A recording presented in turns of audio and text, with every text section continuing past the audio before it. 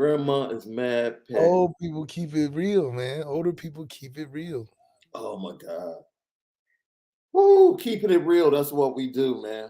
Lucky Lefty Podcast. I am your guy, Shaun Davis at SD2 Mics. The original Lucky Lefty himself, that dude over there, Malik Zaire. As always, we're brought to you by Onora Whiskey, OnoraWhiskey.com. That premium American whiskey, OnoraWhiskey.com. Great show today. If you didn't check out yesterday's show, man, check it out. Great discussion, great recruiting updates. Hit the like button. Hit the like button now. Hit the like button, man. Hit those like buttons. Yeah, we appreciate you guys so much, LL Nation. And today we wanted to talk about, we teased it a little bit. So today we're going to talk about the SEC and their leadership bugging right now. Like bugging. We all know that they're the ones that pretty much killed the opportunity for expansion. But what they're talking about now, dude, this is ridiculous. So we'll get into that. Yes. We'll also talk about Notre Dame's coaching staff and how they really are making each other better. It is a healthy competition amongst the Notre Dame coaches, not only from a teaching and development standpoint, but also from a recruiting standpoint. And then later on in the show, special guest, cornerback, defensive backs coach, Mike Mickens. You all pray for me. You all pray for me, LL Nation. Mike Mickens is going to join the show, which is going to once again put me in the middle. I don't know how I constantly put myself in the middle of these Ohio boys, specifically these Dayton area Ohio boys. Internet might burn up. Internet might burn up today. Hopefully, I'm going to make it. Hopefully, I'm going to make it, man. I might say no. Pizza. We bringing out all the stops. I might just say no to the Marcus Freeman interview just to stay away from being in between two more Ohio boys. Oh, no, we'd be the number one podcast in the world. We get Marcus Freeman on here. After we bring on Mike Mickens. I might let you interview him yourself, dude. I might have to. Dayton on Dayton? That's like a 60 minutes interview. It's ridiculous.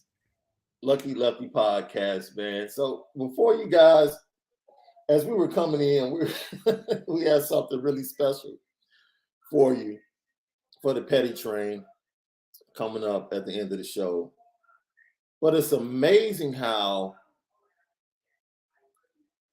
certain things can happen and it's viewed totally different based upon age perception, right? Mm-hmm. We talked about the Tim Anderson, Josh Donaldson thing just a little bit yesterday, and it was amazing to see Stephen A. Smith so ill-prepared to talk about the subject, number one. Yeah, they always put Steve, because Stephen A's coming off of doing a hockey segment in his show. Like, your producers did a terrible job. Terrible job. You should dock their pay based upon that segment. But they be telling Stephen A, they be like, go up there and entertain, man. You ain't got to talk about the accuracy. Go there and do your Stephen A-isms. So look, this is the thing though. How do you deal with communicating and respecting the views of others when you know they're coming from a mindset that may be closed off? Right? I think the first thing. Do you continue to debate, or do you just say, you know what? I know where you're at. I see what this is. Go ahead and rock out. Now, there's two concepts and two ways of doing it. The first way, you can always say it's never good to argue with a fool. So if the person's a fool, don't even do the arguing. The second way is usually the way that's the most passive way, and that's to just allow the person to talk. So that means you got to listen. And usually if you listen long enough, the person, especially if they're not saying nothing of substance or they're having a very narrow view perspective on a topic, Usually, the more you listen and the less words you produce as a response, the more they seem to the argument seems to implode on itself because it's usually ridiculous. In contrast to what a debate would spark, if you're going back and forth, it would only give the person more, I would say, excuses as or uh, reasons as to why they would justify their crazy ideology, especially if it's narrow. But a lot of times, you would never really uh, get to a point where you could understand a person that is super closed minded only because you don't listen to their whole argument. If you usually you hear certain things in a closed, narrow perspective argument where you tune off and then you start debating about what they say. But if you let them get the whole argument out, even though it's narrow minded, it usually has many faults where it can implode on itself. So either you don't argue with a fool or you let the other person do the talking.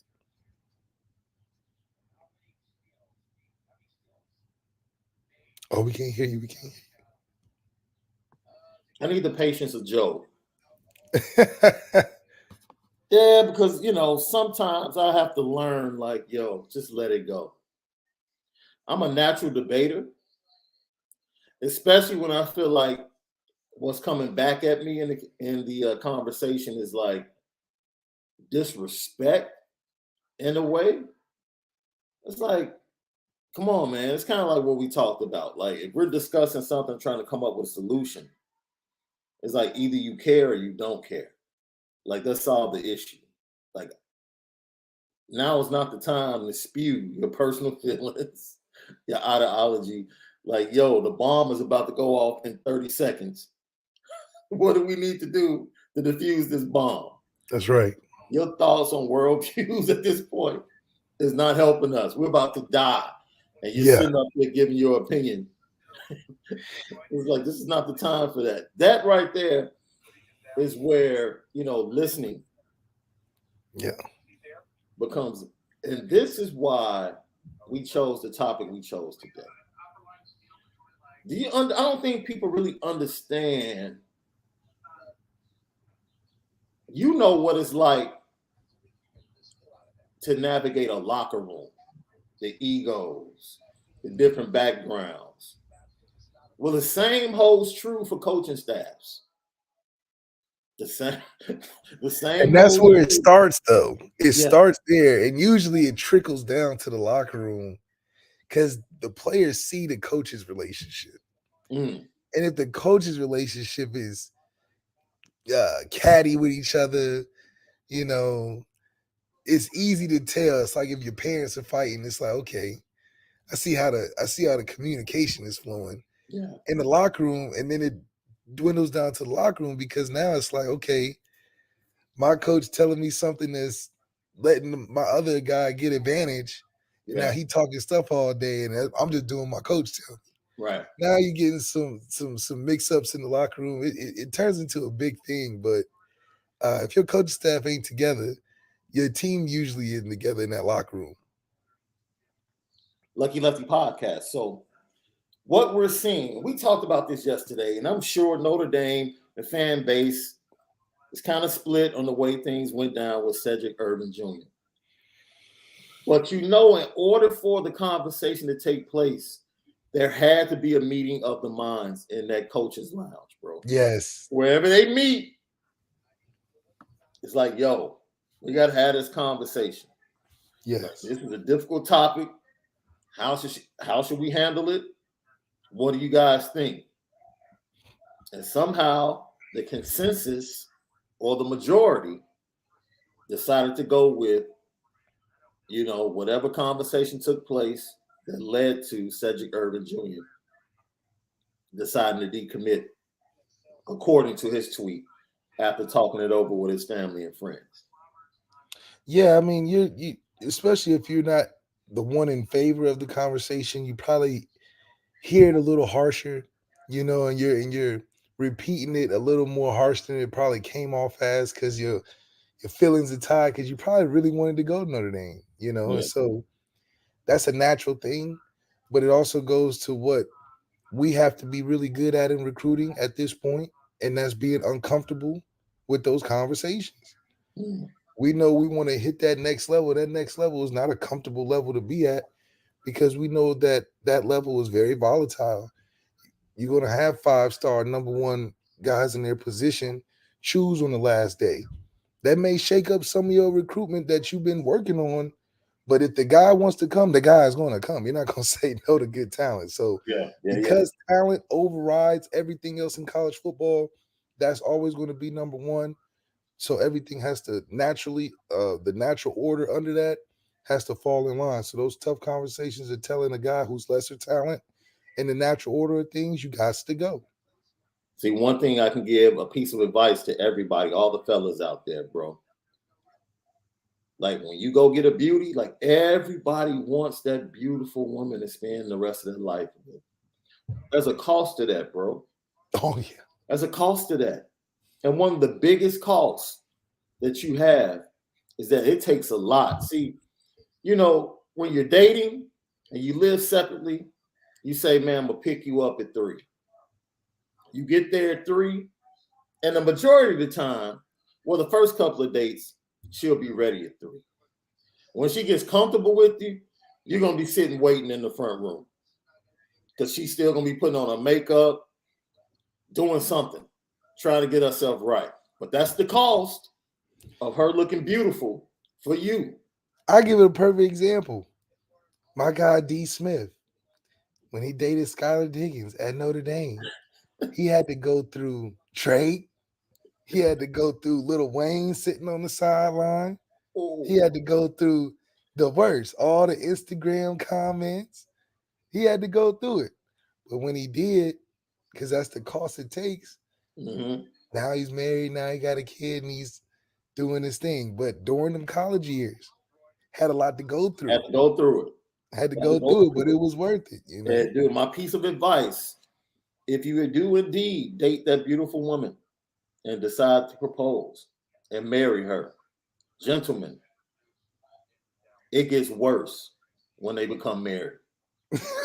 You will be sitting down in your own house, your own living room, waiting an hour, constantly saying, dude, we're supposed to be there in like 15 minutes. I'm coming. I just got to do this. I just got to do that. Look, it's the price. It's the price. You have to have patience, Jay Chillin. Thank you for tapping in. It's a different kind of patience, though, because, you know, yes, it's the patience like sitting in the long grocery line. That's a different patience than like, oh, I'm waiting on something like to happen on this day. Certain things that require patience make you a little more frustrated as a guy because as a guy, I think we're more general. You know, I think when it comes to specific things, we just not handling that the right way. Thank you, Lucas, for tapping in. And our guy Jay Henry just had this argument last weekend. I promise you.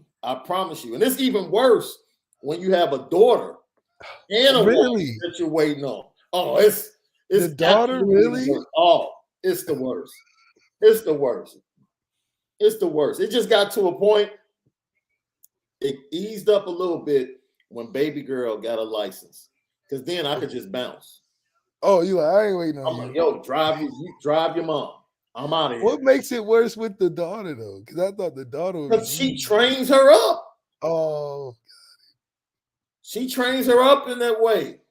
You forget about that. Like, that's mini-me. It's mini-me. So that's like the double portion that you have to deal with now. The extra help in the rice he didn't ask for. Oh, it's crazy. It's crazy. I remember when the first time she went out of town. I'm like, yo, I didn't know, right? Yeah, you don't know. It don't take us long. Because I had a little girl, and I didn't have a problem like getting her clothes because I bought most of her clothes. I pretty much styled her when she was a shorty.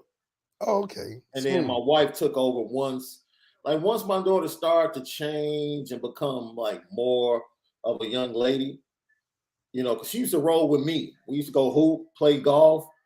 That was my dude. That was my ace boom coon, as we used to say. That was my girl. She was with me all the time. So, you know, she had all the Jordans, you know, and then it got to a point my wife was like, dude, stop buying her a bunch of gym shoes. I'm like, man. That's what I do, right? You have to be like, yeah, she do got a lot of Jordans and Nikes. Right. That's what I do. So, but when she started to make that transition and get into like the preteen, years, then I was like, all right, slow down. And then it switched from me to her mom. But the first time she went out of town, I gave no thought to her hair. Like I totally forgot, bro. And thank God her godmother lived 5 minutes away. So I could take her over there. Like, yo, can you do her hair? And, I'll be straight for the rest of the week. So every time she left, I'm like, yo, you got to braid her hair before you go. Like, you straight up. Like, do not leave me here having to deal with that. You know what I'm saying? Because it's the attitude that comes behind it. Because you be trying. Yes. They be acting like you don't be really trying. Like you really like, okay. Yes. I think I got it. Yes. So not only do you have to have patience, but there has to be a collaborative effort. And that's another thing that's taking place with this coaching staff that we see. Recruiting is just not, this is your guy. Like we're talking to recruits and they're hearing from 3 coaches.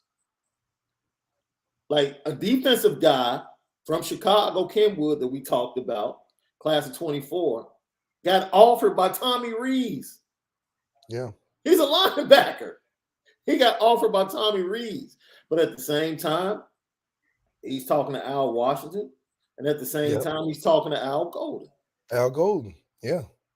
He's talking to 3 coaches, offensive and defensive, right? So you have the positional guy, and then you have the coordinator, and then you have the regional guy, right? Because Tommy is the regional guy for Chicago. That's right. That's his area too. So Tommy's in on everybody because he has the connections. Everybody in Chicago, Tommy's in there, right? Then you get the positional coach in there. Then you get Marcus Freeman and the offensive and defensive coordinator. So you're talking about 4 coaches going at 1 kid. Yeah. It's a collaborative effort. It's a collaborative effort. Collaborative effort. And that's the way it has to be done when you take that next step in recruiting. And that's what we're seeing from this coaching staff. And it's good to see it because all 3 coaches that are players necessarily getting recruited by, all 3 of them are pretty similar themselves, where you're not getting drastic changes from Al Golden, Al Washington, and Tommy Rees. They all 3 are pretty much on the same wavelength. They're all united with Marcus Freeman on where they want to be in their identity.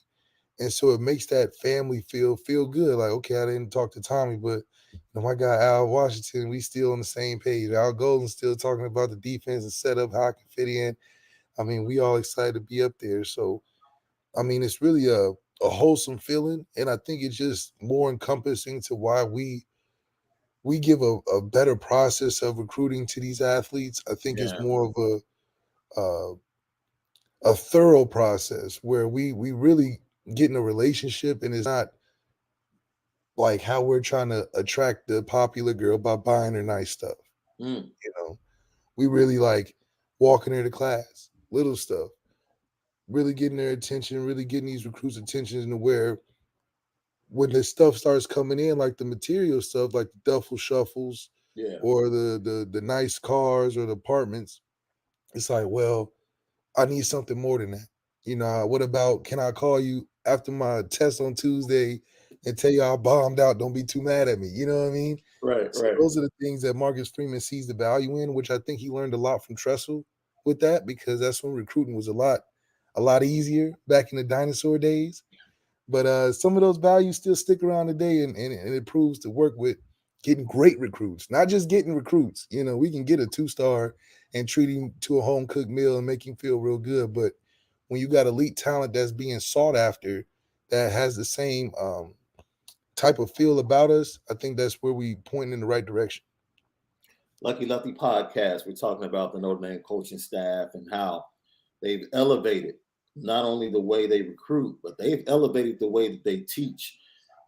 In a few moments, we're going to have defensive back coach, cornerback coach Mike Mickens on with us to talk about this, talk about the changes to the staff and the transition. I really want to know What was it like? You played under Brian Kelly in Cincinnati, right? Then you coached under Brian Kelly. So when you go through this transition where we didn't know who the next head coach would be, like what was it like for you? And then waiting for the staff to be completed and having to dig in and help recruiting in other areas. How was that as well? And then balancing out what it's like to be closing on 23 kids, getting ready to walk them in 22 kids, and then jumping on 24 kids, all within like a small time frame.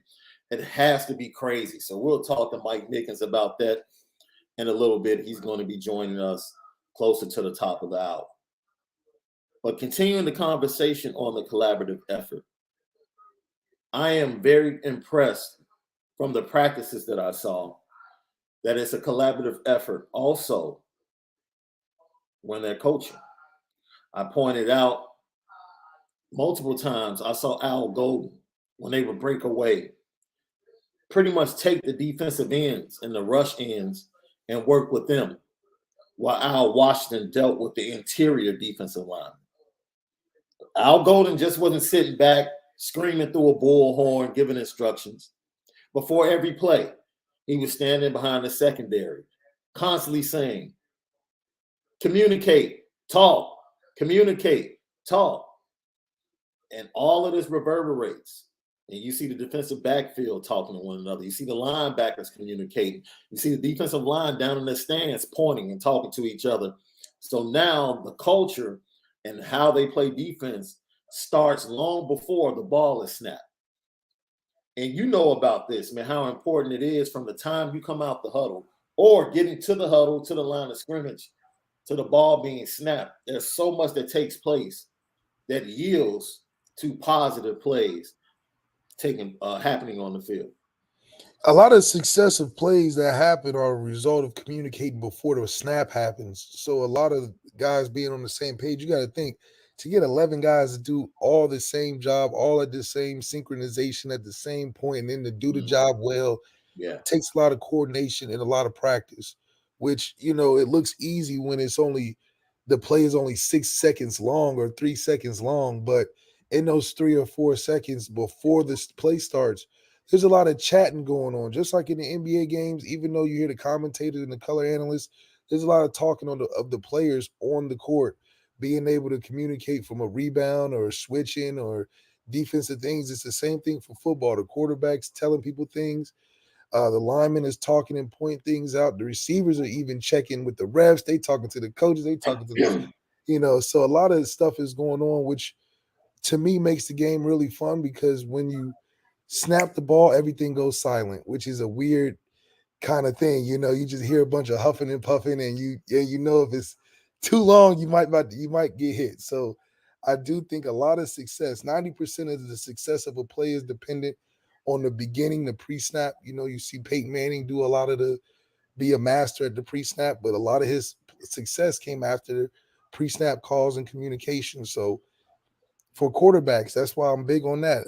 Having a personality where you are communicating and you're more of an extrovert, because over communication is even more important at the quarterback level. Because if you don't have communication and guys are doing the wrong things, bad things happen, and nobody wants to have compound fuck ups. Yeah, that's a fact. Irish Chi-Town taps in. The way Freeman and the staff are recruiting, it's going to be hard to keep this staff together. There will be head coaching and coordinator offers from other elite programs. And what do you think about that? I might slightly push back on that, but I'll let you go ahead and tackle this. Oh, man. College football, man, that money's flying around fast, and at Notre Dame, it's an accelerated program. It's like taking your AP courses in high school. You're gonna get your credits a little faster for college. Same thing at Notre Dame. You coach at Notre Dame and have a 10-win season, and you have 2 of them in back-to-back years. You're looking at a coordinator or a position coach or even a head coach, and a lot of opportunities from what our coordinators experienced. I mean, Tommy, after a couple of years, was one of the hottest trending coaches on the coaching trail because he was at Notre Dame, because he's a young guy. So I've been in that seat where guys have been in and out, Just when you think we're getting things rolling, they're getting the offer there. They really can't refuse, and that's the tough part about coaching is that your loyalty is to your family first, and it's hard to say no when they offer you an extra meal to go coach at a team where you really at the end of the day, football, even if you're playing or you're coaching, you want to be the top dog. Yeah. So with that always being in mind, no receiver coach wants to be a receiver coach forever. I know Chancey Stuckey, as great as he is, he probably like, you know what, man, I might feel like I can call plays, Right. at some Right. point. So Right. Right. I do think that it's the natural progress of college football coaching, but with a staff that's put together this well and that has great relationships. I mean, if Notre Dame's willing to break the bank and bump some of them checks up with them wins, I think we can squeeze out at least 2 years or 3 years out of it. Yeah, that was going to be my slight pushback is that I don't think initially we'll see a lot of turnover with this staff, especially the guys that committed to Marcus Freeman. We really had, let's say like Mickens, O'Leary. I mean, they could get a DC offer somewhere. But, I think with this coaching staff, like I said, I think everybody's taking a wait and see approach. Let's see how they operate when the bullets fly. Let's see how these kids really develop on the field. That's kind of like the show and tell of this staff. Ultimately, in 2 or 3 years, yeah, we'll see some departures. The only, Tommy's a wild card, right? Tommy's a wild card. He's going to continue to get offers. Heck, if Shaun McVay calls that dude, he probably would leave tomorrow. Yeah, it's like, how do you not leave? Now, unless you're in a situation like a Juwan Howard, where you get the Laker offer, it's very attractive, but then no, it's not attractive. Stop that. Stop that. Dude, that team was not attractive to coach. Listen, Stop. The Laker head coaching position is an attractive job. Let me tell you, dude, this is the difference. If you come from, no. If you come from a class organization and you were taught up and brought up under the Miami Heat and Pat Riley and the way they do things. Pat Riley came from the Lakers. Can you let me finish? Can you let me finish? Pat Riley came from the Lakers under Jerry Buss. Jerry Buss is long gone, dog. It's not the same. That organization is not the same. Juwan Howard is not about to leave full autonomy. Yeah, no, that's what I'm saying. He has a way better Michigan situation to go deal with Kurt and Linda Rambich, man. Like, of course, who wouldn't want to coach LeBron James? Yeah. So I'm sure it was hard for him to get the phone call from LeBron James and be like, yo, I can't do it. Well, he got his sons that's going there, So I would feel like the situation, I mean, he's running Michigan because he can beat up other coaches and not get in trouble. Facts. He's getting paid great. He can get his kids in the school for free and coach them. I mean, he's really winning. So I do think, and he had Jordan Poole, you know what I mean? So he's been able to really, you talk about be comfortable. Ann Arbor is one of the best cities to live in the country. So he's been making his way out there. So I feel like it is a harder comfortability to leave to go to the Lakers, even though the Lakers is a sought after position, just like the Cowboys. Who wouldn't want to coach the Cowboys? Yeah, he really didn't beat the dude up. He did worse. He gave him the Chicago open hand smack of disrespect, which is worse. Like, you let dude walk up on you and smack you? Nah. You gotta go sit down. Like, there's no need to fight. That dude should have been fired from Wisconsin. You wait a minute. You want to talk about Chris Rock doing nothing. Yeah. Well, the Wisconsin, I mean, you talking about hands tied. You really can't do nothing in that situation. It's like damned if you do, damned if you don't. I don't think the Wisconsin coach got the type of pull that Juwan Howard has at Michigan. No, not at all. Lucky Lefty podcast. Michigan just stuck on famous coaches. Like they can't. They coaches are more famous than the team, so they can't let go of them. You think so? Jim Harbaugh, they probably wanted to let. If Jim Harbaugh wasn't Jim Harbaugh, he would have been let go from Michigan. Facts. Like way, way long time ago. He wouldn't even have been there for the Ohio State win last year. If he was Brady Hope, he would have been gone. Yeah. So they kind of chokehold by these famous coaches because it's like even with Juwan Howard, if Juwan Howard wasn't who he was, he would have been gone after smacking the dude. Not suspended, but gone. That would have been easy. But it's like Michigan can't fire these famous coaches because it just looked bad. That's Big Nuke, dog. That's Big Nuke, dog. 7 triple tray. You don't know nothing about that, dude. That's Big Nuke, dog, from 7 triple tray. Oh, goodness. Nobody gonna fire him. Who gonna look him in the face and say you fired? Who? Yeah, who? I don't know. Lucky Lefty podcast. So, once again, 5-star Richard Young, running back out of Florida, says he's going to visit Notre Dame in June. And yesterday evening, he tweets out that he would no longer be taking an official visit to Ohio State. Internet went crazy for about 9 minutes, and then he tweeted out, "Yo, Ohio State is still in my top 10. Like, relax." It's like, I just don't need to go there on a visit. I'm going to Notre Dame. So, look, the cost of doing business, to get in on a kid like Richard Young, to get in on a kid like Jeremiah Love, the cost of doing business is like, yo, somebody said in the chat, you might miss out on some kids, historically in Notre Dame, like Adi Agundeji, that came in unheralded.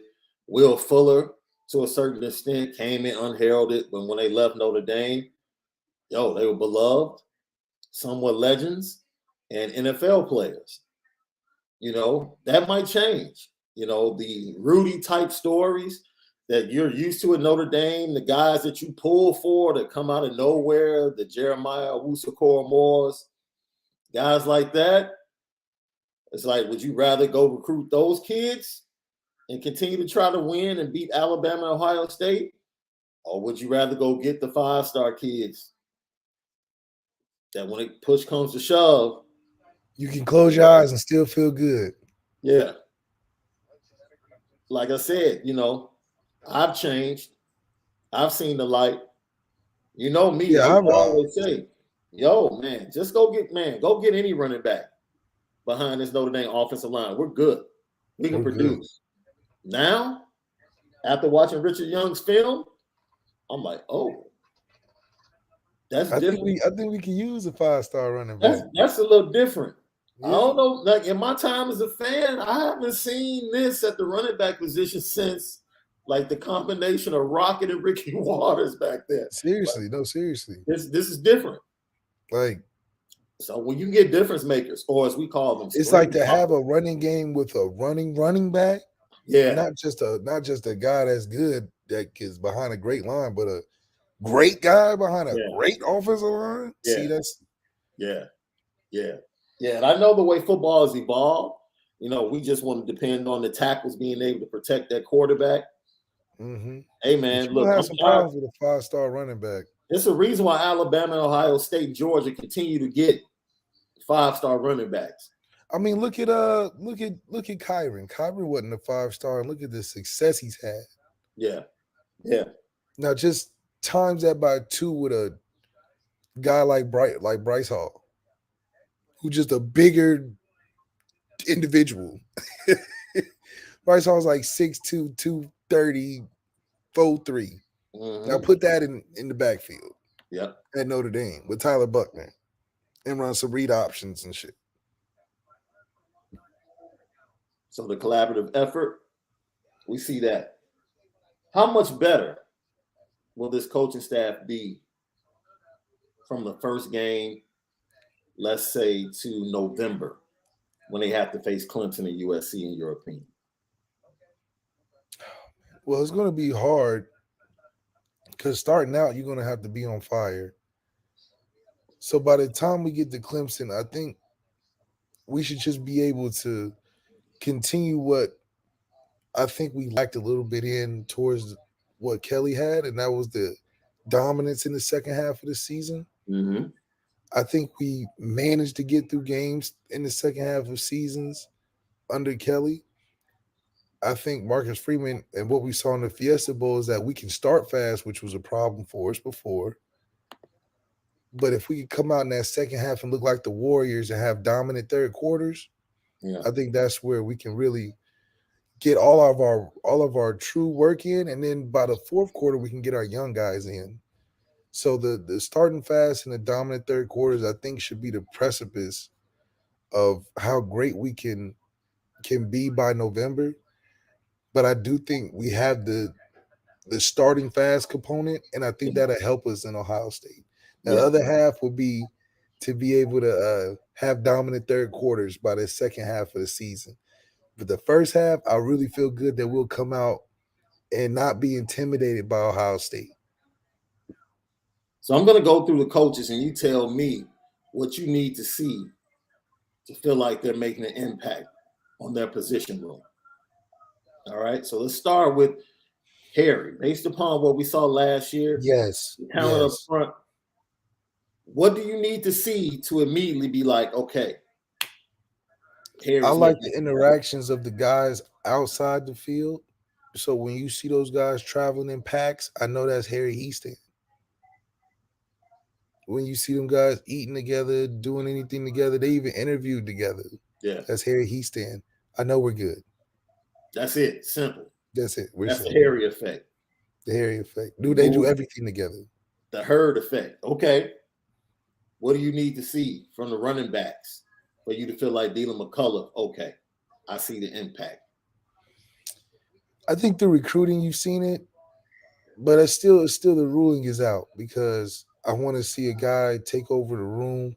I want to Mm, see a guy stand out in the room. I think they're all really good. Like I love Aldrich Estime, but is Aldrich Estime standing above everybody else right now? I don't see that, but I do think Dina McCullough should bring that out in fall camp because somebody's got to take that spot to get the ball rolling. Because I think they all are great role players, but who is the back of the backs? Yo, let me ask you a question before I get to the next coach. I've always wanted to ask this. What are the quarterback running back conversations like in the backfield prior to snap? Like y'all say some crazy stuff like the Torian ever say something that made you laugh before a snap? Uh it just depends. Me and CJ, it was cool. It was fun. Cause me and Greg was my favorite.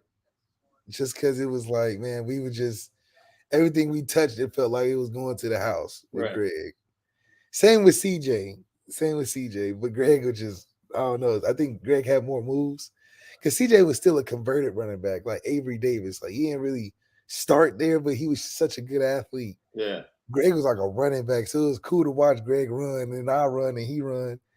So then so we definitely shared a lot of conversations. A lot of it was just like, hey, make sure you got that guy. You know what I mean? make Right. sure you're looking for him. But I do love those conversations with the running back. So that's pretty much the bulk of the conversations, like post blitz. Like, dude, you didn't see that dude? Like, you got to get Yeah, it. like help me out, man. Or you telling them to get out the backfield faster. A lot of it was like, man, quit. You over here playing patty cake. We got five guys blocking four, and you want to be back here with me in my way. Get out, move, get out. The conversations between running back and quarterback right here, Lucky Lefty podcast. I'm Shaun Davis at SD2 Mics with the original Lucky Lefty himself, Malik Zaire. Let's go ahead and let's go to Chancey Stuckey and the wide receivers. Now, this right here, I expect to be like your longest response. What I do you think need to it's. see from these wide receivers to feel like, you know what? Yep, Chancey Stuckey's making an impact. I think we'll see if Chancey Stuckey is making an impact on the room if we see a breakout year from Lorenzo Styles. I think he's the number one receiver in the room, and I think he's the most coachable. And if we see his game flourish and become a prominent one type of receiver, Yeah. I do think that'll shed on the rest of the room because I think Lorenzo has the most potential out of the room.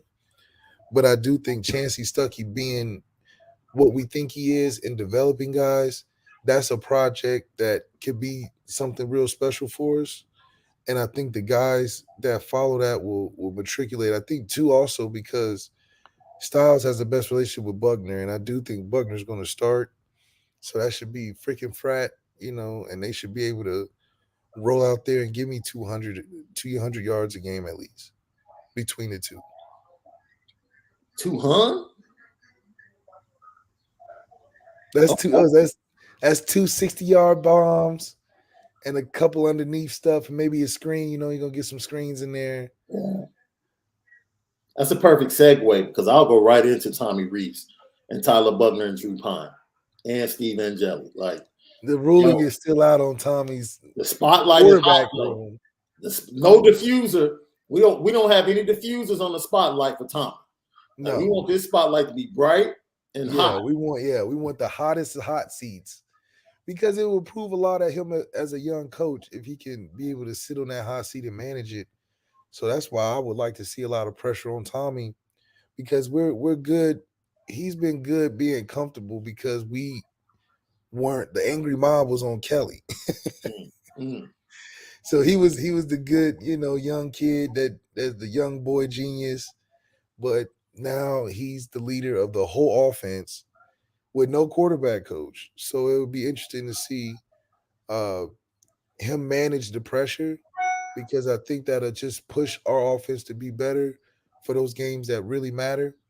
Because I think if he's not on the hot seat, I don't think he will be pushed hard enough to bring out what I know he can against the teams like the Ohio States, Clemson's, and Bama's. So let's go to the other side of the ball. Overall, what do you need to see from that defensive line to feel like, okay, Al Washington, I see you, fam? I need to see tackles for loss in middle pressure. I think the lightest part of our defense is the guard and the tackle in that area. So I think just seeing middle pressure, have guys get out of the pocket more and stuff up the middle more, I think is what I would like to see the difference. We can always roll out a good defensive end every year. He'll be productive here and there, but to have constant pressure in the middle and get some tackles for loss at that line of scrimmage, I think that'll set off the dominance that we can have as a defensive unit. Yeah, you're really talking about forcing guys to the strength of your defense, which is your outside rush, being able to push the quarterback back, reset the pocket, and now coming around the edge for Foskey and the other rush ends like Riley Mills and Justin Adamiola. Now that puts a quarterback right in the line of fire. So, yeah, I would like that defensive line going with the interior once again. I need to be around 80 yards per game in the rushing attack. Yeah, it's really gotta be. We can't be giving up 90 yards. We definitely can't give up 100. No, 100 because that's an automatic 2-loss season. We don't even know who the 2 losses will be from, but that's 2 losses if you averaging 100 giving up in the run game. Yeah, that's real. Linebackers. I'm seeing an impact through recruiting and through size. I mean, good grief. Our linebackers are actually huge. I feel intimidated, by those guys being out there as opposed to we looking like mailmen at linebacker previous years. So you got some big suckers out there and some guys with some long limbs. And I think that's the impact you see from day one is that you almost can't tell between a DN and a linebacker. So that has to translate into something on the field, and I'm excited to see what that looks like first game. Yeah, facts. We can go to the secondary. Mike Mickens is going to join us in a few moments. Don't go anywhere. Hit the like button. We're talking about this coaching staff and how things are changing culture-wise, recruiting-wise, and teaching-wise. at Notre Dame? Go right ahead. Let's go ahead and go to the defensive backfield. Defensive backfield's impact. We got a freshman in there. Freshman in there shaking things up. And I think that's showing an impact because it shows what recruiting is looking like Mm-hmm. and how we're addressing things that were a clear issue the year before. But also it shows that the freshman can push that room to be better.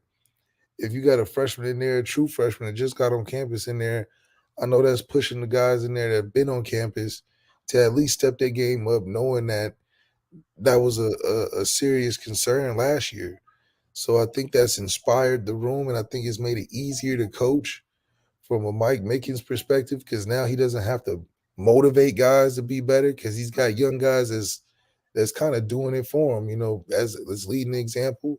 But you also have a good mix of leadership with Cam Hart on the other side. So Yeah. the veteran and the freshman relationship could be a little bit balanced because you got an established guy with Cam, you got a young up and coming guy with Mickens.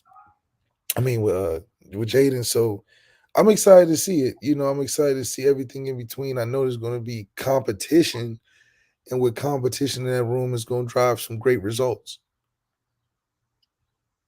Overall, what do you want to see to say Al Golden has made an impact on his defense? Well, defense has always been really, really special for us, the last 6 years for guys to be able to be the strength and the support beam of the team. Yeah, you I think really it's been only had one defensive coordinator who was a sore thumb. That stood yeah, out. Yeah. like seriously, we're in a good spot defensively. I think to show an impact, I think having more turnovers. I think leading the country in turnovers would show the biggest impact only because we're a pretty consistent top 10, 15 defense every year. Yeah. And we put out some guys in the league first round. So Al Golden is not like he's having to recreate the wheel, but he wants to get that 1% better. I think that's where our defense is in general. It's just a 1% better defense as opposed to making leaps and bounds like our offense, I feel like, has to make. Tommy Rees as an offensive coordinator. Just forget the quarterback. Just as an offensive coordinator. What do you need to see from him? I would love to see more points. I think one thing he showed over the last couple of years that Tommy can draw up some shit to get some yards. We can eat some yards up. I think if anything, we want to see a lot more points in the red zone and maybe even some more explosive points from out in the field. Yeah. If we can get some 40-plus yard touchdowns this year, I think that'll show impact. We don't have enough every year, which is why, we fall into these close games when, sometimes when 2015, there were times where we like, all right, we're just going to make this a 2-play drive. Just Right. get some quick points. Boom. We up 7. That's how we operated, which made us dangerous because it's like, if you can do that, there's no out of a game for a team like that. There is no you down 21, you out of it. No, we can score in 2 plays at any point. So that's the impact we want to see from Tommy.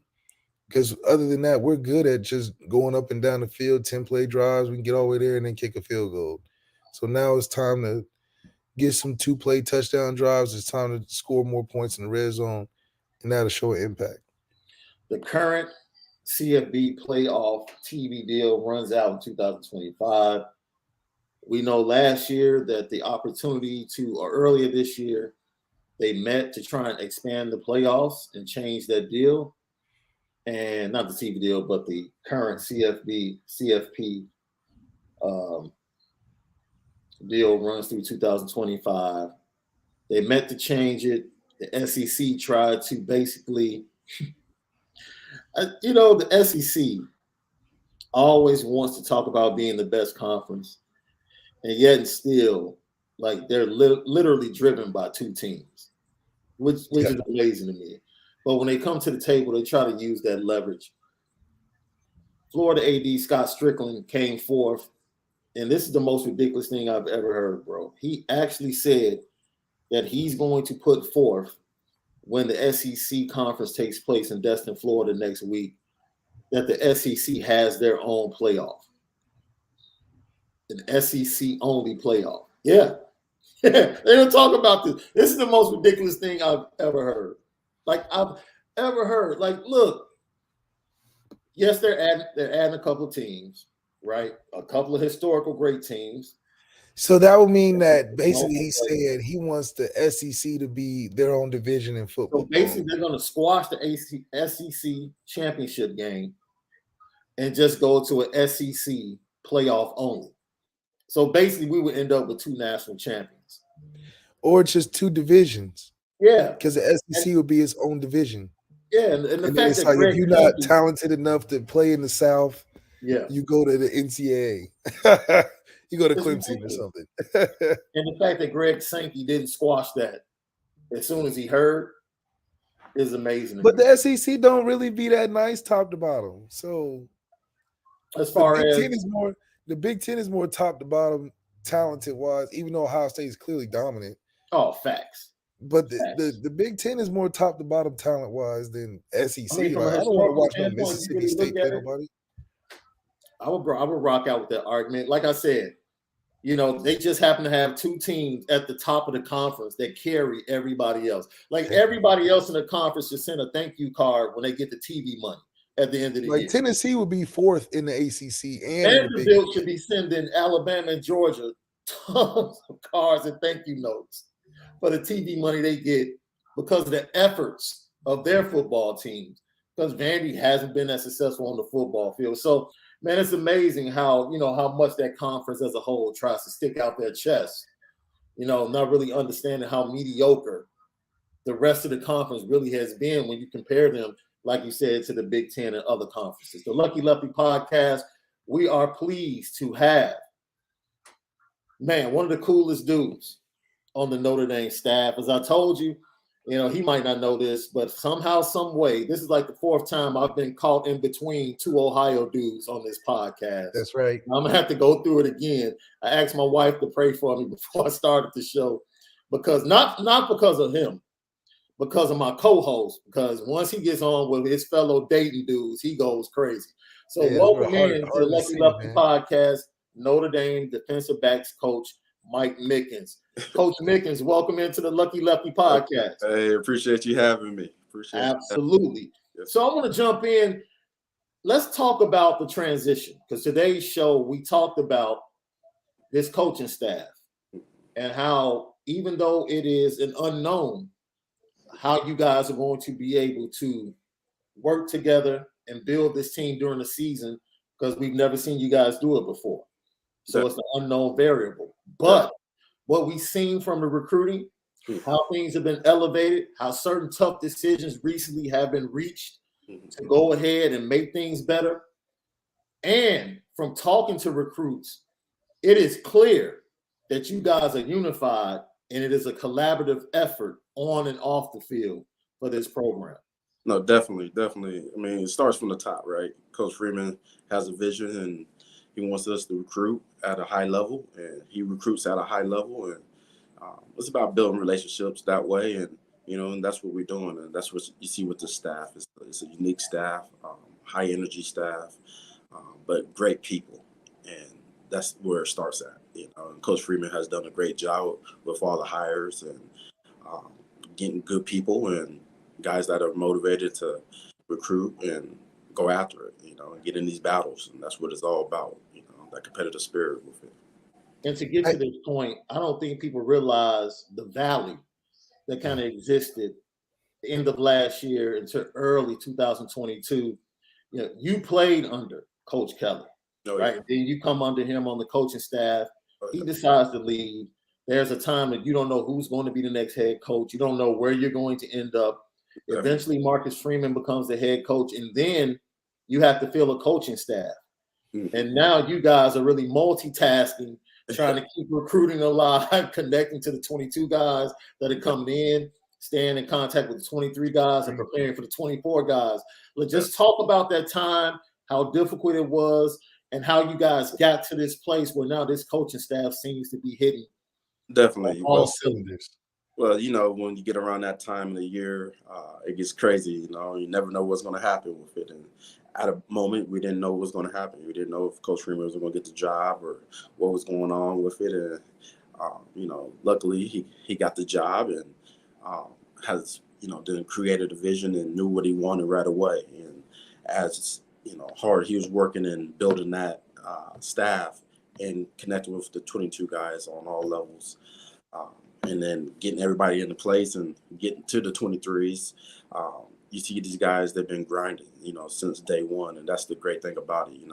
My transition was a little bit smoother just because I was already in place here. So, I already understood my room and my players and, the trust that comes with that, building that part of it already, but also, just connecting with the 23 guys and then, just working the vision, and it's been a sprint but it's a great sprint and you feel it, but you feel the energy because of guys that you're surrounded with every day that are going to battle every day with you. So. Now you sitting in that coaching room for the recruiting in the film. What's that like? Who's kicking it off? Who's making it fun? What's it like in that coaching room when it's just y'all? Well, what do you mean by staff? Our staff? Yeah, it's just all staff. Y'all sitting in there talking recruiting, talking film. They all got different personality. That's the great thing about it with it. And just bring different types of energy. And then you got Chad in there as well, leading the way. And he brings another unique aspect to the, recruiting part of it as well.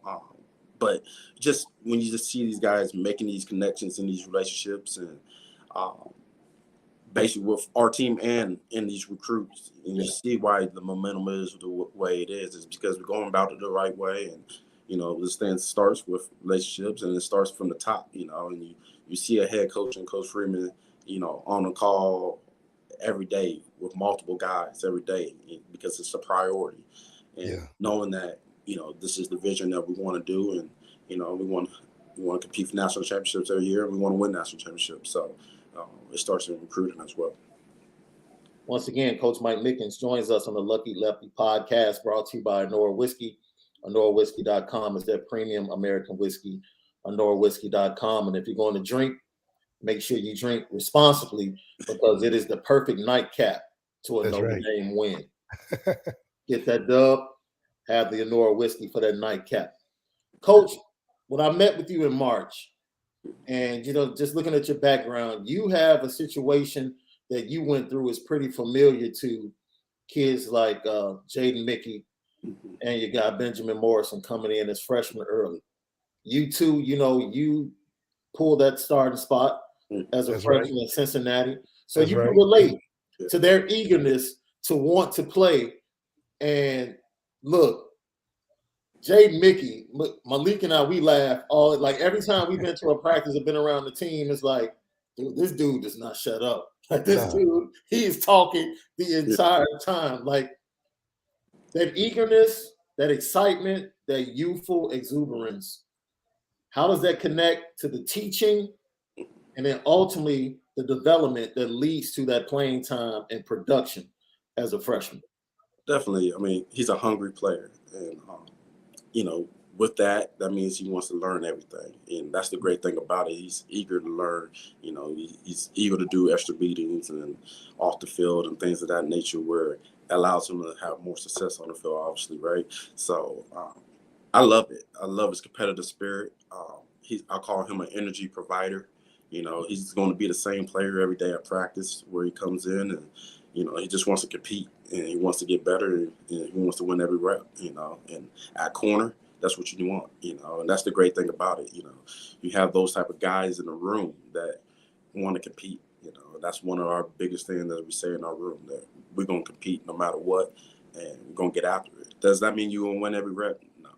But does that mean that we have a mindset of it doesn't matter what happens, we're going to come right back at you? Yes. And that's what I love about my room.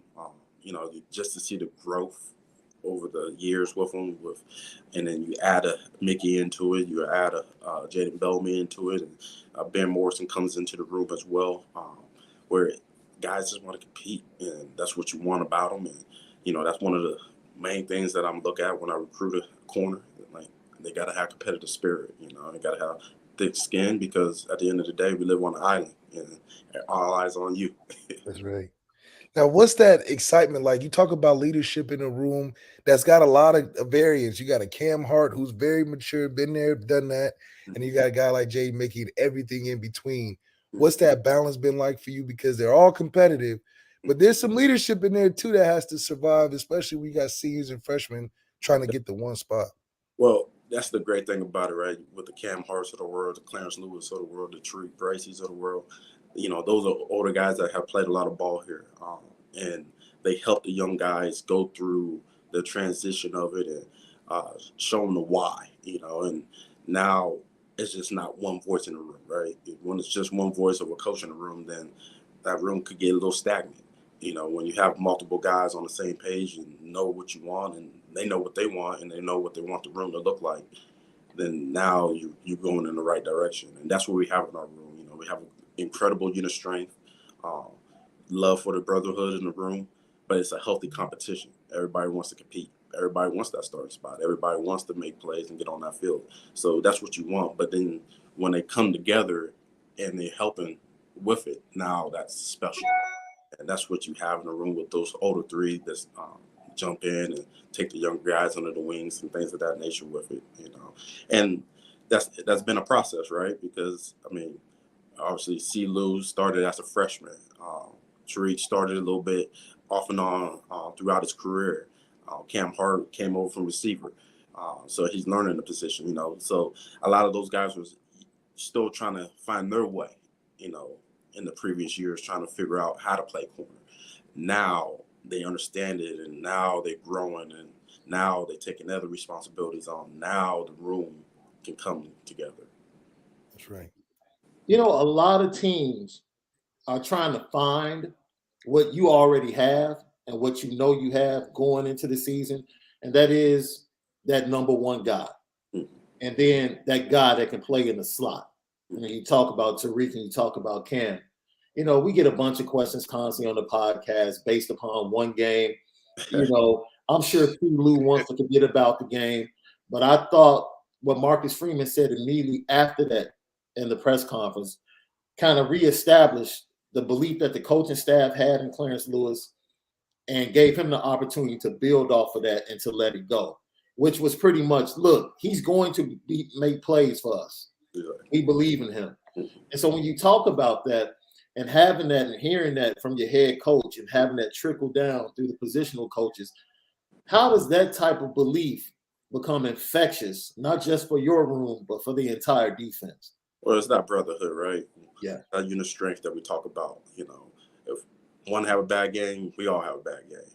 And we all got each other back in that room. And, it's a game. It was one game that Clarence Lewis, okay, well, he understood that. And what he do is go back to work, and what we got to do is have that competitive mindset and let's go get after it. Why did it happen? What do we got to do? What do we got to work on in the off season to get that going? And that's what he did. I'm sure he reads all that stuff, but, to me, when you read things like that, it can do two things. So you can run from it, or it can make you be even more competitive and keep that in your mind and feed you, and fuel you and let's go. And I think that's where he's at. And he had an incredible winter, spring, and that's who he is, and then you get guys in the room that's pushing in and it's infectious, right? So, yeah, I get what everybody's saying about the bowl game, and I understand what it is, and it starts with me, and we'll get that going, and he knows what it is, and he's ready to go. So, was it more mental than anything else? It really We know he can play. We've seen him. Yeah, we've seen he can play. Yeah. So was it more mental with that performance and just moving on from it? I think it's just one of those days, right? Everybody at corner is going to have one of those days. Is the object at corner is just like quarterback, have more good days than bad days. I told him the story of my true freshman year where I got taken up twice, bombs and had a bad day, and I could just soak on it, or I can go back to work, and that's what we have to do. So I just think it was one of those days at corner, when you get scored on or you get exposed, like I said, everybody see it. It's not where you're inside where you take the wrong step, you miss a tackle, and nobody sees it. So it's just one of those deals. It's one of those positions that comes with a lot of responsibility, and he understands that. And um, I love the way he competes. Just like the guys in my room, I love the way they compete, and I'll go to battle with them every day.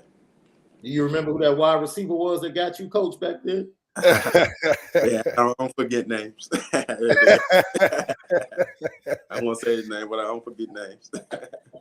Now, Coach, have you been there for a while? You've been growing as a coach on the staff. Have you seen your position change for yourself and growing on the staff and more trust between you and Marcus Freeman? I mean, we all dating guys. I know it's been probably exciting, in the back of your mind, like we really doing it and we doing it our way. What's that role? Has it increased for you since you been there for a while in the transition? Yeah. I mean, you get comfortable. You get a Coach Freeman where you know him for a long time. You know how he coaches. You know what he wants. Obviously we had a previous stop coaching together. It's one thing knowing each other for a long time, but previous stop coaching with each other. So he knows me and knows what I want, and he knows what I'm demanding of my players and what a corner from me is going to look like. And I think that role grows. And I mean, he calls us the head coach of our position group. So he gives you,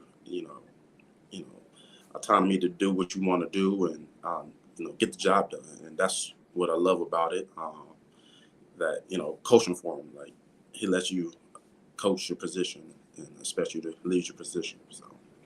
But it's really hard too. Notre Dame is such a place of tradition. Even the room is all tidy. You got your floor vacuumed all the time. But what's that? Is it hard to change that perception of it being too tidy for some guys to come in the recruiting lane that you guys have been changing the perspective of? Or is it just more of like nomenclature? People just say because we're very nice and keep our grass cut that it's harder to get guys there. No, I think you got to open them up to it. I think you got to show them why Notre Dame is Notre Dame, and why it's an elite opportunity. Why it's an opportunity that's like nothing like it in college football, and that's the thing about Notre Dame that's special. Where you get to be able to see the football excellence and how elite it is. But then you get to see the academic part of it and how elite it is and the network of it and this global brand that you have of Notre Dame. And I think once kids start understanding like, oh, let me look at this thing and understanding that this thing is bigger than just football, this thing is going to be, that's going to help me life after football. No matter you're 10 or 15-year vet to a 1-2 year vet to a no, don't get a shot at the NFL. You still come here because of the elite networking and academics and things that it provides you just in a holistic picture, and I think a lot of guys, are, always in those shoes look at now and just look at the football part. And you just got to open their eyes up to see the whole picture of it. And once you do that, it's elite. And it's got to be tough for these kids. Is like they like, look, I want to come in and play and go to the league after 1 year, coach. Like, I know you're probably getting more of that on the recruiting side. So what's that like? Trying to tell them like, we got to develop you too. You're gonna be here for a minute. Well, that's the thing about it. He's shown how you're going to develop them, and he's shown like this is the things that is going to allow you to be great and allow you to have the tools to make it to the next level. And then you put that with the competition that you have every day at practice with the other position groups. And then you put it with the competition that we go everywhere and we play everybody and the type of venues that we play. And we play coast to coast, it's the closest thing that you're going to get to the NFL, and that to me, that shows difference of things. We're not just regional. We're gonna play everybody. We're gonna play on the national stage. Lucky Lefty Podcast. Defensive back Coach Mike Mickens right here joins us. I would say something, Coach. You're more than welcome to agree or disagree with me. It just seems like, just seeing what's happened recently, you guys are kind of becoming the new bully on the block at recruiting. And I think we've been telling Notre Dame fans, like, look, when you take the next step in recruiting and you start going after certain players that everybody wants, right? And it's going to be a fight to the bitter end. or to the glorious end, shall I say, No with doubt. them ending up at Notre Dame. Like, we have to develop a little bit more patience as a fan base because we're not used to being in those type of fights. We ain't used to be. Right. We're used to We having ain't used to sitting up there with Modern Day and Right. IMG talking about we want them guys too. Right. Now, we're not used to a staff walking in after, a certain coach has arrived at USC and the pipeline is supposedly reestablished at Modern Day, and then here comes Notre Dame like, no, we want him, and him. And your quarterback. And the quarterback. And then, we'll go down into the backyard of Nick Saban. And, we want that dude from Alabama. And then we're going to go to IMG, going to send our defensive coordinator to the spring game. Oh, yeah, we're still here. Yeah, we're here. What's up? Yeah, we haven't talked to you in a minute, but, yo, what's up?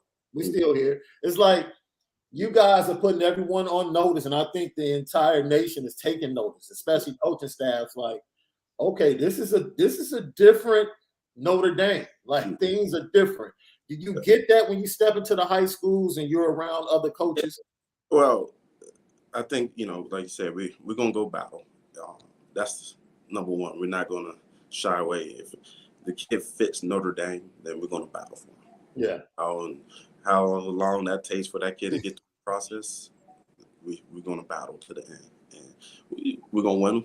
We're going to do something, but we're going to win. Yeah. Too. And that's the thing about it. Like, you're never going to win if you don't go battle. You don't go compete. So, that comes from top down. Coach Freeman, if he fits Notre Dame, then let's go. And that's the thing about it. We want guys that fit Notre Dame. And that perception of, like, that word you just said, fit. I don't think people really understand. They might have a certain box that they want to put kids in when they hear Notre Dame fit. And I think you guys have kind of enlarged what that could mean for a lot of young high school players. I mean, you go back into history and you take guys like Jerome Bettis, who just received his degree, Tony Rice, back when Prop 48 was a thing. I don't think people originally thought they were Notre Dame fits. But today they would look at them and say, yo, yeah, he represents Notre Dame. So just talk about that, like educating these young men, these young high schoolers on what they might think Notre Dame fit means and opening their eyes to, like, you are a Notre Dame guy. Definitely. I mean, again, just when they care about academics, they care about the holistic picture, and showing them why that they should care about the holistic picture. I think that shows that, okay, it gives them an option to come to Notre Dame because they just want to be great. They want to be great in everything that they do. And that's what our players are. They are high achievers in everything. And that's the unique deal about it. And I think, when you start talking to these student athletes, these kids that we could go on the road, that we see, to me, that's where they start understanding it. And they understand, okay, it's bigger than just football, and that's the thing about it. That's, to me, about Notre Dame. It embodies everything. It's not just football. And it's a unique, to me, it's a unique opportunity that nobody can offer. Yo, I tell people all the time, a salesman is only as good as his product, and there is no better product in college football than Notre Dame. Not a complete product, man. Yeah, give me that in my back pocket. I would love to walk into any high school like, here you go. Yeah. This is what we have. First meal at Notre Dame. Man. I just want to know what's next, or what's the next level for Mike Mickens. I mean, you've been climbing the ladder at an accelerated pace. You've been kicking butt. What's that next level for Mike Mickens look like? Just competing. I mean, whoever comes, I don't look for anything. I want to be the best I can be. I want to be the best corners coach in the country, and and produce every year. I want everybody in that room to go to the league and get all their dreams and goals. I tell them all the time, hey, NFL, that's your dream and goal. Let's go get it. Let's develop and get to that. My only one non-negotiation is you're gonna get that degree. So that's the thing that we do in the room, and that's what we want to compete every day to do. And that's what we want to strive for. So the dreams and goals, and that's what I love. I love being around my guys in the room, and this coaching staff and this culture. It's fun, and it energizes you every day. You look forward to coming into work, and we're gonna have fun doing it. That's Yo, right. let me give you the moment. I wonder if you remember this, Coach, because I sat down and met with you in March, and all of the coaches got a chance to talk to the media, and you had stepped away. Coach O'Leary, I spoke with him, and he had stepped away for a moment, and there was one coach left holding court, and the entire media was just surrounding him, and he telling stories and just enjoying the media. And this is when I knew, Malik can attest to this. I immediately called him and said, this coaching staff is going to wreck shop on the recruiting trail. From this moment, you walked in with Coach O'Leary and Coach Freeman walked back into the room, and that coach was holding court. And Coach Freeman stood there with his arms crossed for about 2 or 3 minutes. And then all of a sudden, like with a godlike voice, he said, "Hey man, we got some defensive linemen to recruit. Let's go." And I think everybody in the media was like shocked. And then he was just like, "Well, all right, I gotta go." Yeah, I go. Yeah. I was like, okay. Yeah. They're about that business. I called Malik. I was like, yeah, this recruiting class is gonna be nice. Definitely. Like they're gonna be a good staff when it comes to recruiting, because I just saw how serious it was. Like, okay, he's about that business. Like, you gotta get on that call, man. Oh yeah. And it was funny because I saw you chuckle for a moment. That was the moment that I felt like, okay, this coaching staff is going to be a real deal on the recruiting trail. Do you remember that moment? I do. It was fun. That was cracking up. That's Coach Miles for you. Love him. Did you guys get on them once because you guys got into the same vehicle? Did you get on when you were riding back to the offices? I was just cracking up at him. Coach Freeman cracking jokes at him and get back to it. But that's the great thing about it. You can have fun a little bit and crack jokes. Yeah. It's a joy to be around. What's been the craziest thing? I only got one more question left. What's been the craziest thing? You're looking at these recruiting classes y'all been putting so much work in for, and you're putting together a special class in 23. Yeah. All those guys are talking national championship. All those guys are sounding like they're really connected. What's in that 23 class that you guys have been putting together that's not only made it number one, but you got other teams that are mad about it? Well, they're creating a bond together, and that's the great thing about it. They understand why, they chose Notre Dame, and they know what they want. And, and that's the great thing about it. When you get guys like that, that's all on the same page, that can connect and create a brotherhood and, go back to that unit strength again. And, that's a unit. The 23 classes is a unit itself. That's the unit. That's a good unit. So that's the great thing about it. You guys, they get to be able to create that, and we're all on a mission. We're gonna go try to win a national championship, and that's our mission, and that's what we strive for every day. Hell yeah! So before I let you go, I have to constantly hear about we wouldn't have traveled the way we have it if it wasn't for the city of Dayton. That's right, Gym City. That's right. Yes, dude. I know you put some Dayton stuff up in the office, man. I know you got something. You done turned the office up a little bit. I need to bring me some Wayne stuff up in here. That's right. I'm gonna bring you some Casano pizza, man. Yes, we're gonna get the whole skyline chili, whatever you need, man. We're gonna Dayton that room up. Malik swears that Dayton has the best food of any city in the Midwest. Hey, I'll be bringing Skyline back. I'll be bringing Barron's pizzas, Casano. Hooters. Look, I'm not on Hooters. Frickers. Look, we got 8 Ball and Wings. Look, y'all really sleep on Dayton now. We really got them restaurants. Well, Coach, I know you visited my city recently, and anytime you want some real food, when you're in town, come over there a little bit. Just hit me up. I got you. Got you. Anytime you're in town, I'll get you some real food. Show you. Go to Jerk 48. Okay, Jerk 48 is nice. I like Jerk 48. I'm about to check it out. Before we let you go, what is the conversation with young men? How often do you come across young men that introduce the conversation of NIL on the recruiting trail? I haven't got it as much as probably some other positions have. Wow. You know, but it's coming more popular, and parents want to know, and the kids want to know, you know, what you're planning, things of that nature with it. And, you know, to me, the great thing about it is, you know, Notre Dame, you have a global brand, you know, and it's going to allow you to, you know, succeed in college with it, but also just, you know, across wherever you get drafted at, right?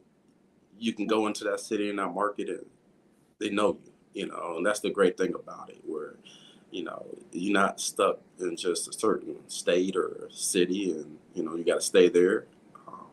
This thing is global, you know, it's national, it's coast to coast, it's outside of the country. And that's the unique thing about it. And, you know, with that NIL, that's a great advantage. Yeah, I got some boys in Italy right now. It's talking about international. Boys out there having a good time. Well, Coach, we thank you for joining us, and you can do us a big favor, man. Whatever that private room is, especially that private room that Coach Freeman has with that gear.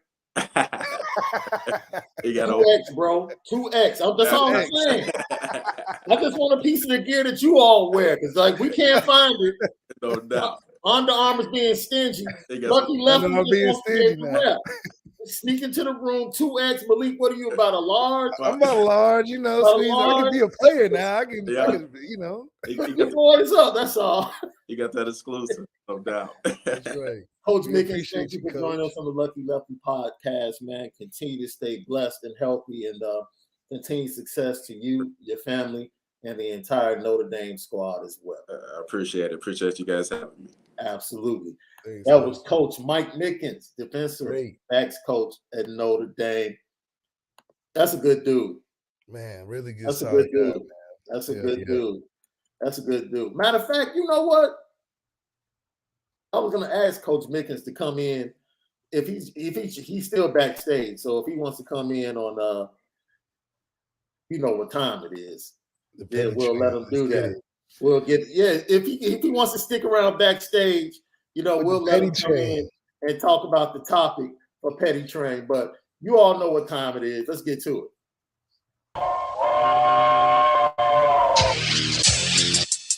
Petticoat, petticoat, petticoat junction. It's time to get petty. Oh, we did a good job executing. Are you upset with something? And fire up the Petticoat Junction train. I just don't like you. You don't?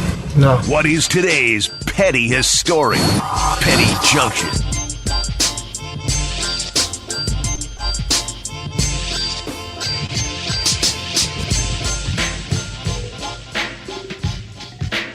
Petticoat Junction. That's right. Petty Junction, pettiest stories of the day. Person that said something petty, did something petty, or just a crazy story we talk about is brought to you by Onora Whiskey, OnoraWhiskey.com. It's that premium American whiskey at OnoraWhiskey.com. So, bro, we definitely have one lifetime person to put on the petty train today. We'll get to them. Just know before we show you this, we respect our elders, but I would like to nominate the Miami Heat starting lineup that only put up 18 points in Game 4 as a starting lineup has never been done in the playoffs of 1970. Yo, put them all on petty train. Kyle, Jimmy, Strus, Bam. Everybody goes on the petty train for that performance. Now, Greg Sankey, the Florida AD, talking about this SEC only playoff petty train, man. Yeah, petty train. What are y'all talking about? That's a first-class seat right there. Dude, front runners, man. Front runners. And Florida ain't been good. They have a little leverage right now. They have a little leverage because of Georgia and Alabama. That's it. LSU jumping there in the mix a few years ago. And they're trying to control and get all of the money or the bulk of the money for the college football playoffs. Relax, man. Expansion is coming eventually. Right? Eventually it's coming. We all know. And I'm glad Jack Swarbrick decided not even to go to the meeting. He was like, I already know y'all on bull crap, so I'm not coming to that. I'm going to stay back and handle this business at Notre Dame. Y'all talk that foolishness. I'm not jumping in the middle of that. But special addition to the petty train. I have no clue who this is. We respect our elders. But if you all didn't see, a fan jumped on the stage and attacked Dave Chappelle in the middle of his stand-up. And a grandmother decided to discuss that topic in connection with what happened at the Oscars with Will Smith and Chris Rock. We apologize if you have kids, take them away. She swears a little bit. We just want to let you know that. We advise to take kids out of the room. But check this out from TikTok. Someone's grandmother talking about the Dave Chappelle situation along with what happened at the Oscars. Hey, I thought he was going to really beat the shit. I was looking for a fight. Wasn't you kidding? What happened? When Dave Chappelle...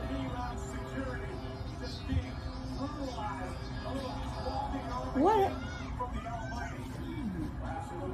When the man attacked Dave Chappelle on the stage, copycat of Will Smith and Chris Rock. What happened? Didn't you think that Dave Chappelle was going to retaliate, not like a pussy thing like Chris Rock? He was going to get up and beat the shit. Didn't you think? He said it was. They stopped him. He ran after him. Yeah, that ain't what I thought he... No, he ran after him, man. After he did, yeah, you can see it coming. Oh.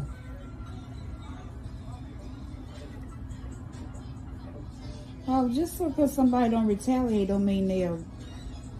Whatever you said. That pussy thing. No, yeah. they don't. Yes, it is. They just don't want no... So if a man run up and hit a man, and the other man don't hit him back, that means he's... Hell yeah. Why is he... fight back. Okay, how come he just say... that thing about Martin Luther King. No. Beat they motherfucking ass. No. That shows that you not only aggressive, but you protecting your rights. No, but what if they just being a bigger man and just walk... Bigger man my ass. I don't go for the bigger man shit. You got the wrong motherfucker. I said it. Now take me off of Tic-Tac or Be Back or whatever the fuck it is.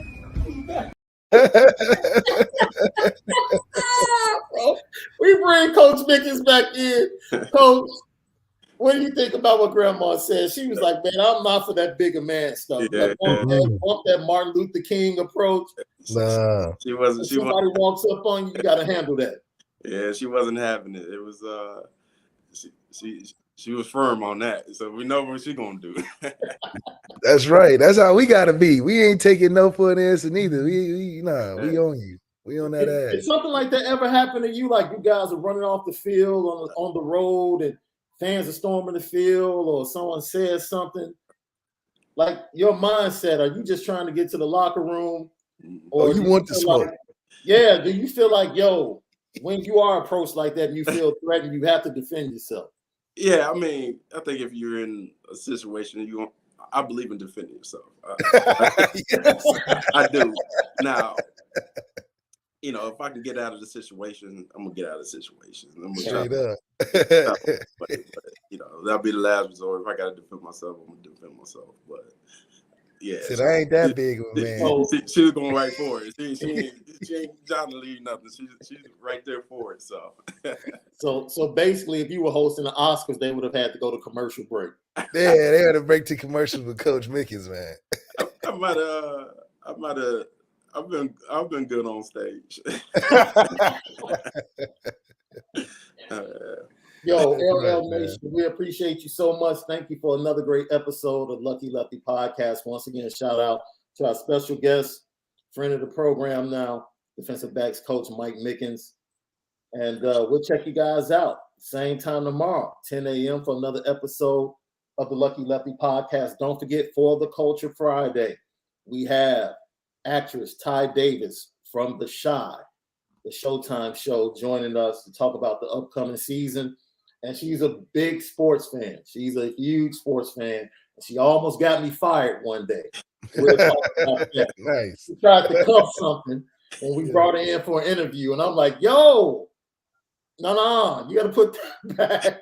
She's a huge sports fan. We'll talk about that next time on the Lucky Lefty podcast. For Coach Mike Mickens, the original Lucky Lefty, Malik Zaire, I'm Shaun Davis. As always, spin it different today. We'll see you guys tomorrow.